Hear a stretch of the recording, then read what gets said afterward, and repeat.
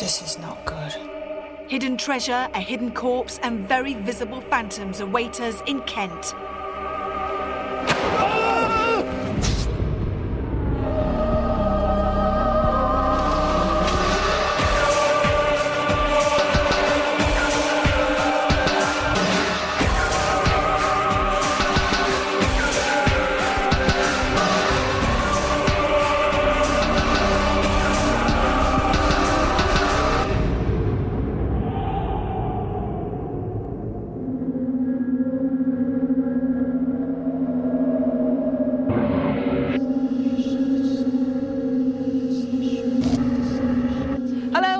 Fielding, and this week I've brought my team to Kent and to the very haunted Boys Hall.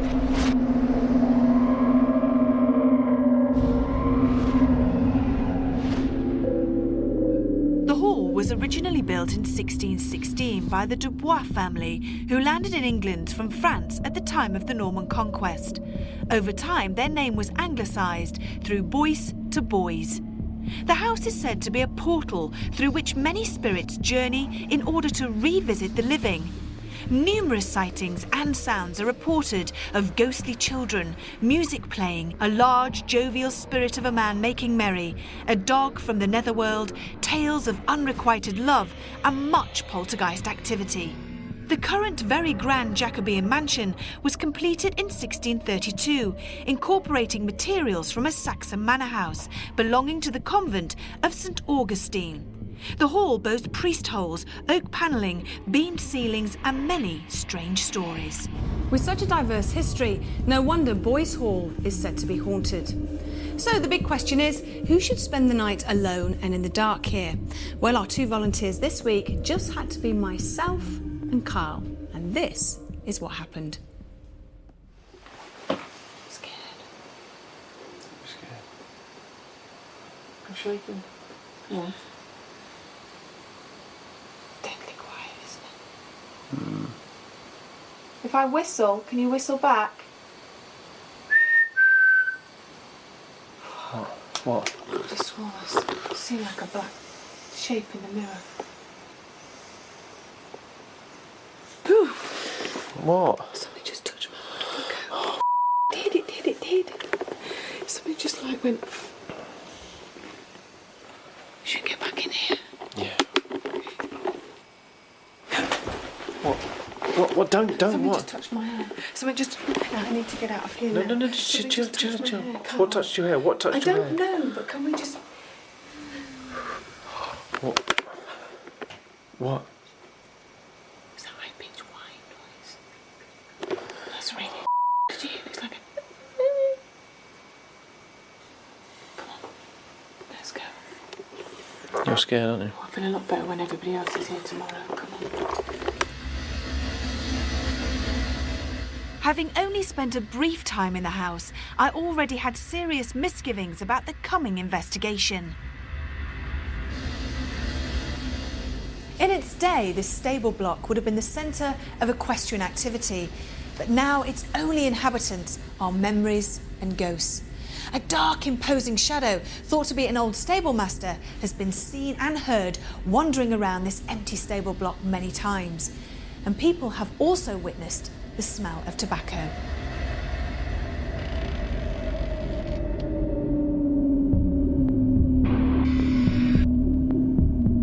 My experiences of living at Boys Hall range from watching the television one evening and the door handles rattling and the cupboard doors swinging open and shut, to seeing somebody run past the door of the reception.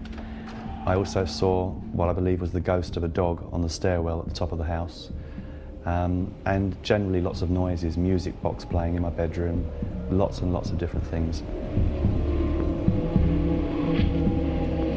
My first impressions today when I arrived was pleasant. A beautiful house and beautiful gardens. It wasn't until I started to go up the stairs that I felt uncomfortable. A sense of frustration. Children were crying for help. They were punished by being put in cupboards. And it wasn't until I went to the other end of the house and picked up a female energy that was where the frustration was coming from.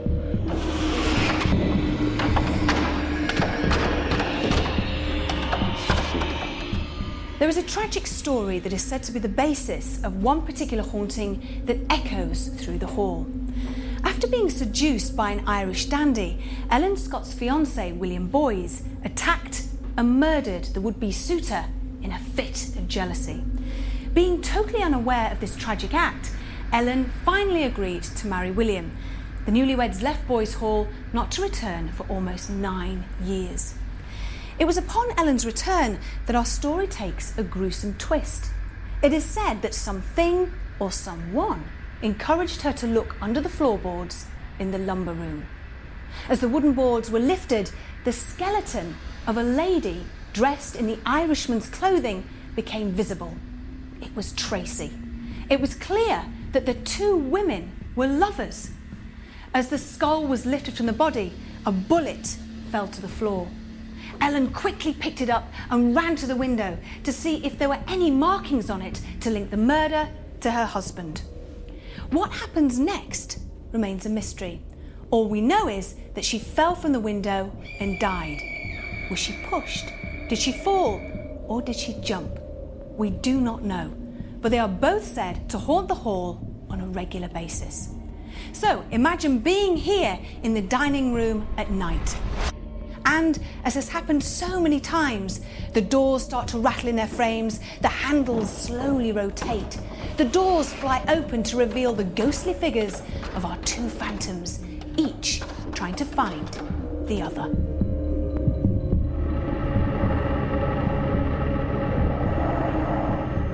When we first moved in, we hurriedly unpacked our boxes and we hung some Victorian porcelain jelly moulds on the kitchen wall. And while I was in another part of the house, two of my friends were in the kitchen having a break, having a coffee, and the porcelain jelly mould had been hanging on the wall for a couple of days by then, and in front of them it flew off the wall and hit the wall opposite and smashed. So that was the first experience in this house.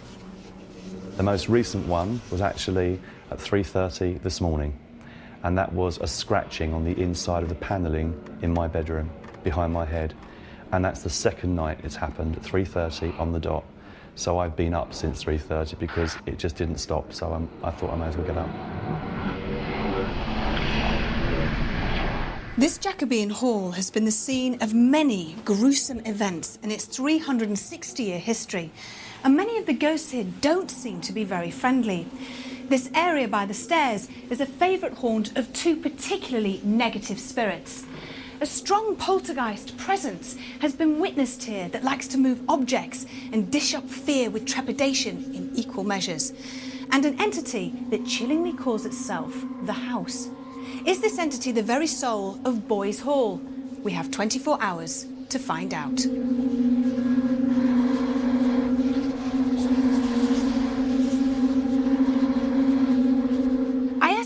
How he was feeling about the prospect of investigating Boyes Hall.